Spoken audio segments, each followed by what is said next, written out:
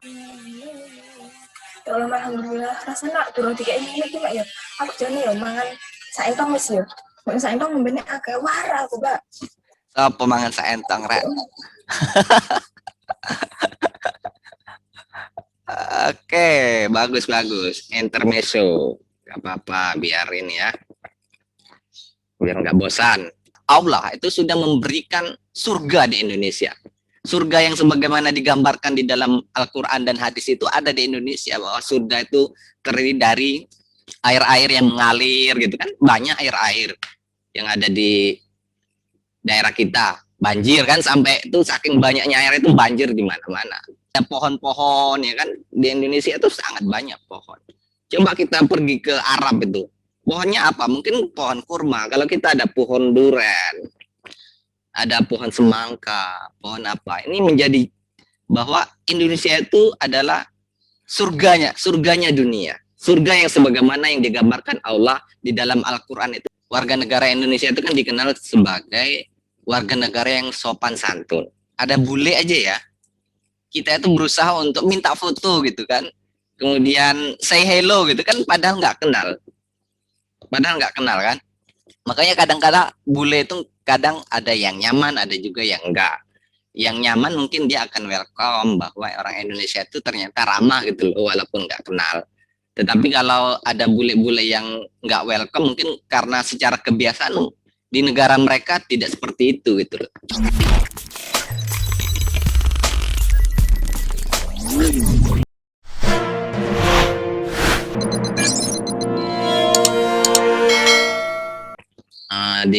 Tadi sudah dijelaskan tentang urgensitas daripada integrasi nasional.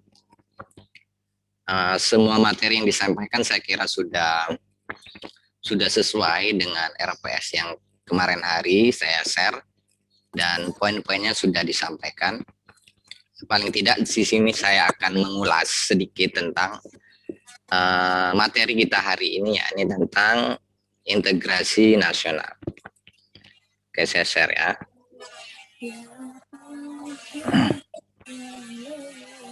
Ya Allah, alhamdulillah. Rasanya turun 3 ini lagi, Mbak, ya. Aku jane ya mangan saentong wis ya. Mbak saentong ngembene agak wara aku, Mbak. Apa mangan saentong rek? Oke, bagus. Intermezzo. Gak apa-apa, biar ini ya. Biar nggak bosan. Udah kelihatan ya PowerPoint-nya? Kelihatan, Ustaz. Kelihatan ya? Ya. Oke. Urgensi integrasi nasional sebagai parameter persatuan dan kesatuan bangsa. Oke. Kalau teman-teman perhatikan dari gambar ini, apa yang bisa diceritakan?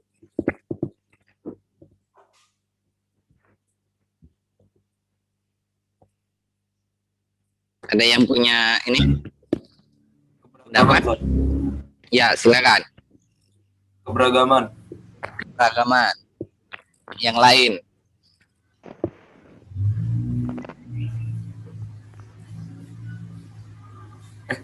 Kebersamaan, Ustaz.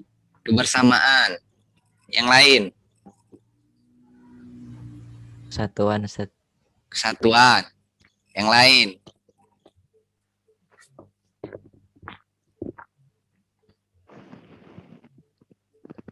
Persamaan. Ya. Persamaan, keragaman, persatuan. Nah, misalnya di sini ada Wangi. One Indonesia. Kemudian Hita Sadaba. Kemudian ini adalah macam-macam bahasa yang kemudian kita miliki sebagai warga negara Indonesia. Kalau dulu sebelum Indonesia merdeka itu terdiri dari beberapa organisasi-organisasi yang berasal dari daerah. Misalnya ada Jeng Blaster, Jeng Batak, Jeng Manado, Jeng Java, Jeng Sumatera. Itu adalah perwakilan dari daerah yang kemudian ikut andil di dalam memperjuangkan kemerdekaan yang kemudian hari ini kita peroleh. Nah, dari gambar di sini bahwa Indonesia itu sejatinya mempunyai keragaman budaya, ras, suku, bangsa yang sangat pluralis. Nah, tetapi kemudian bukan berarti dengan adanya perbedaan ini dijadikan sebagai sebuah pemisah atau sebuah pertikaian, ya kan? Tetapi ini menjadi sebuah keunikan bahwa Indonesia itu ini loh mempunyai banyak kebudayaan. Oh, Indonesia itu ini loh mempunyai banyak suku. Misalnya antara Jawa, Jawa Tengah, Jawa Barat, Jawa Timur itu satu kepulauan, tetapi secara bahasa, secara budaya, secara kultur itu jelas berbeda. Misalnya antara Jawa Timur dengan Jawa Tengah itu beda dari pronunciation-nya, kemudian dari logatnya itu sangat berbeda. Kalau Jawa Tengah kita kenal misalnya sopan santun. Kalau ngomong itu ada mendayu-dayunya gitu ya. Kalau di Jawa Timur itu lebih agak ini dikit, keras dikit misalnya. Lebih agak keras dikit. Katinang direk. Nek Jawa Tengah kan enggak agak-agak halus gitu kan. Nah, dari gambar sini bahwa Indonesia itu punya keragaman unsur budaya yang ada di masyarakat. Sebagaimana yang dikatakan oleh teman-teman tadi bahwa Indonesia itu punya suku, bangsa, dan ras. Kalau suku, misalnya ada suku Batak, kemudian ada suku Manado, kemudian ada suku Minang.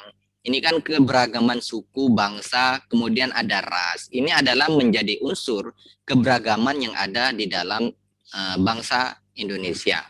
Kemudian agama dan keyakinan. Kenapa agama dan keyakinan dijadikan sebagai unsur daripada integrasi nasional?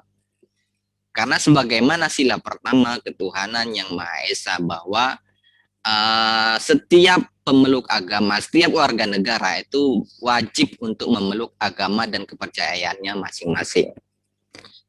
Nah, karena Indonesia itu adalah bukan sebagai negara ateis yang kemudian tidak mempunyai agama, tetapi Indonesia itu punya agama yang kemudian mewajibkan orang untuk memeluk satu dari keberagaman yang ada di Indonesia. Nah, agama yang diakui di Indonesia itu ya agama yang 6 itu. Tetapi kalau kemudian teman-teman punya agama lain, maka jangan berhak atau jangan berhak hidup di Indonesia, nggak mungkin akan diakui, ya kan? Nggak mungkin akan diakui. Kemudian bagaimana ideologi dan politik? Nah, ideologi warga negara itu kan ideologi Pancasila, bukan ideologi Marxisme yang kemudian disampaikan oleh teman-teman tadi, bukan ideologi liberal yang kemudian menghalalkan segala cara. Tetapi Indonesia itu punya ciri khas sendiri, yakni ideologi Pancasila. Nah, Pancasila ini adalah sebuah karya anak bangsa yang kemudian selalu hadir di dalam kita setiap melangkah. Kapanpun itu akan selalu ada, ya kan? Karena Pancasila ini merupakan sebuah falsafah negara yang kemudian sebagai visional, ya kan? Sebagai visional kita di dalam melangkah. Nah, kemudian bagaimana dengan politik, ya kan? Yang teman-teman ketahui tentang politik itu mungkin dikira bahwa politik itu adalah kejam. Sebagaimana lagunya siapa itu? Ada yang tahu lagunya? Iwan Fals. Iwan Fals. Gimana lagunya? Bisa nyanyi nggak? Enggak, Zat. Politik itu kejam, politik itu kekuasaan, politik itu adalah uang, politik itu adalah macam-macam yang kemudian sudah masuk dalam pikiran kita bahwa politik itu jelek. Ya kan, politik itu jelek, padahal tidak. Karena politik itu adalah sebagai alat untuk kemudian menghasilkan sesuatu yang baik. Ya kan? Dengan adanya politik, maka segala sesuatu itu bisa terlaksana dengan baik. Misalnya di dalam sebuah rumah tangga saja, bagaimana seorang ayah, bagaimana seorang ibu, kemudian bagaimana seorang anak, itu kalau tidak dipolitisasi dengan baik, maka mungkin tidak akan menghasilkan anak bangsa yang kemudian cerdas.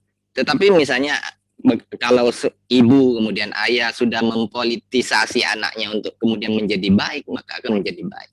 Jadi jangan dianggap bahwa politik itu jelek, bahwa jangan dianggap politik itu kekuasaan, politik itu uang, tidak. Tetapi politik itu adalah sebagai lembaga atau sebagai rumah untuk menata agar kemudian apa yang dilakukan itu menjadi baik. Yang kemudian menjadi pertanyaan kenapa politik itu jelek, ya karena dilakukan oleh oknum-oknum yang kemudian mencidrahi makna daripada politik itu sendiri. Makanya tidak heran kalau kemudian masyarakat awam utamanya mengatakan bahwa politik itu jelek, politik itu kejam, karena memang secara realita bahwa banyak oknum-oknum, banyak orang-orang yang kemudian tidak bertanggung jawab terhadap apa yang dia lakukan. Makanya tidak heran kalau kemudian korupsi, kolusi, nepotisme itu menjadi menjadi kebiasaan yang ada yang terjadi gitu loh. Maka politik itu adalah baik kalau baik ya. Nah, yang menjadikan dia tidak baik itu adalah oknum-oknum yang kemudian tidak bertanggung jawab terhadap politik tersebut. Kemudian tata krama. Tata krama ini adalah sikap atau kemudian perilaku yang dimiliki oleh warga negara Indonesia. Warga negara Indonesia itu kan dikenal sebagai warga negara yang sopan santun. Ada bule aja ya, kita itu berusaha untuk minta foto gitu kan, kemudian say hello gitu kan, padahal nggak kenal kan. Makanya kadang-kadang bule itu kadang ada yang nyaman, ada juga yang enggak. Yang nyaman mungkin dia akan welcome bahwa orang Indonesia itu ternyata ramah gitu loh, walaupun nggak kenal. Tetapi kalau ada bule-bule yang nggak welcome, mungkin karena secara kebiasaan di negara mereka tidak seperti itu gitu loh. Cuek ya kan, cuek bebek gitu. Makanya mereka itu agak cuek kan. Kalau kita itu kadang-kala SKSD, sok kenal sok dekat. Sok kenal sok dekat. Tetapi kita itu pengen ramah gitu loh, pengen berusaha untuk menyatu dengan siapapun gitu, menyatu dengan itu menjadi sebuah ciri khas bahwa kita itu punya tata krama yang sopan santun. Maka jangan dirusak gitu loh makna yang kemudian sudah ada di dalam negara kita, bahwa Indonesia itu adalah punya sopan santun. Jangan dirusak dengan beberapa perilaku yang sejatinya itu merusak tatanan keberagaman yang ada di Indonesia. Kan banyak. Misalnya hari-hari ini bagaimana misalnya antara budaya satu atau antara daerah satu dengan daerah lain kemudian itu bertikai, sehingga tidak ada lagi misalnya sopan santun, yang ada itu adalah nafsu untuk menguasai salah satu, atau untuk nafsu untuk kemudian menjadi pemenang dan menindas yang lain, itu tidak boleh.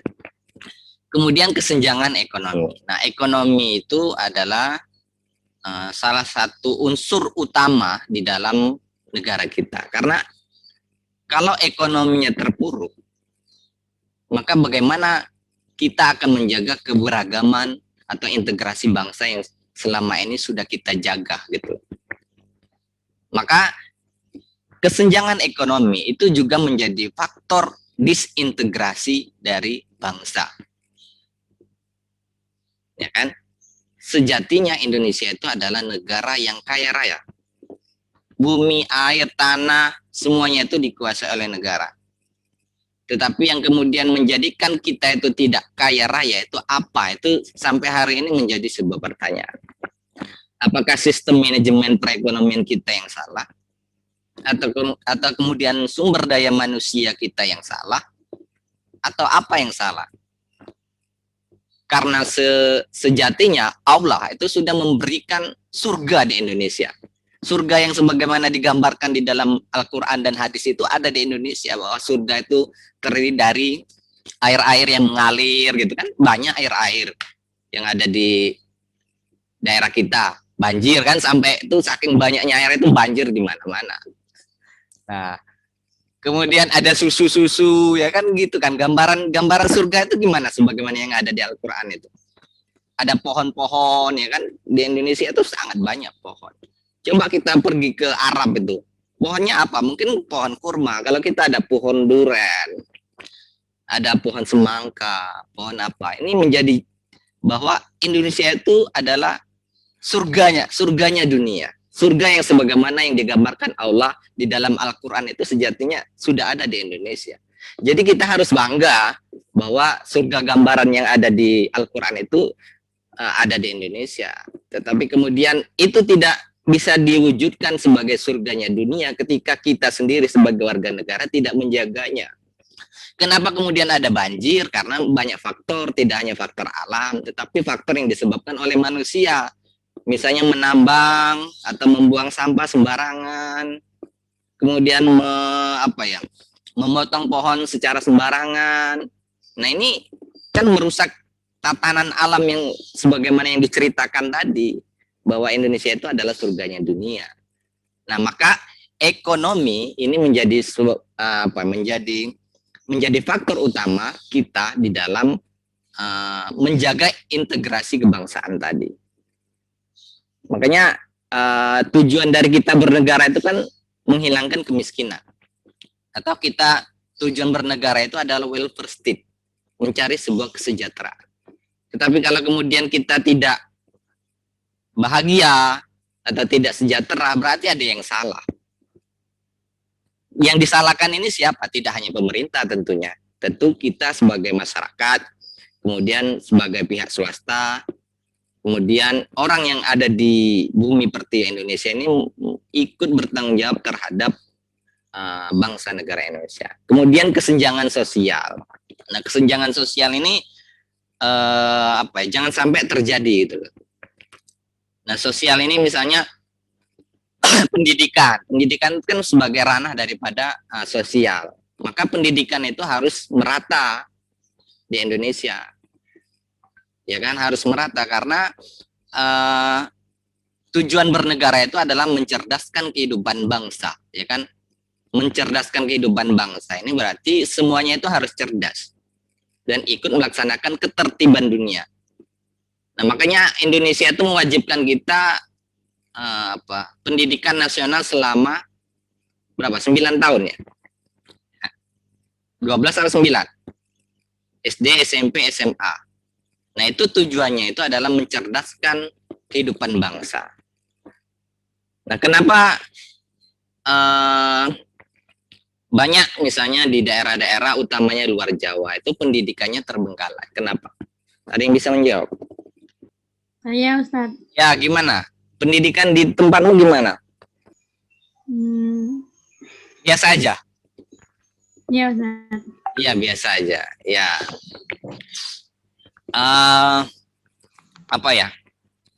Mungkin di daerah-daerah tertentu yang pelosok banget gitu ya.